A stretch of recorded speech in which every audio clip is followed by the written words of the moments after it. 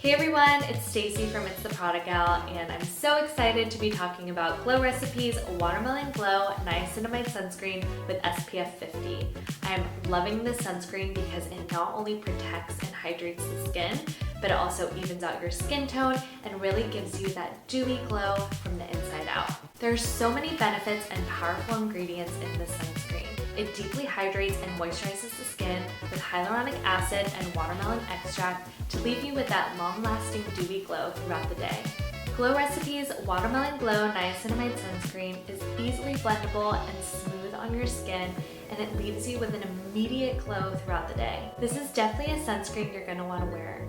A lot of traditional sunscreens, especially for my skin tone, leave a white cast or just feel really chalky upon application. That's why I'm loving Glow Recipes sunscreen, because it's both a chemical and mineral hybrid formula that easily blends into the skin and leaves your skin looking and feeling super glowy and hydrated. You can even pair this sunscreen with their Watermelon Glow Niacinamide Dew Drops to increase your dewy glow.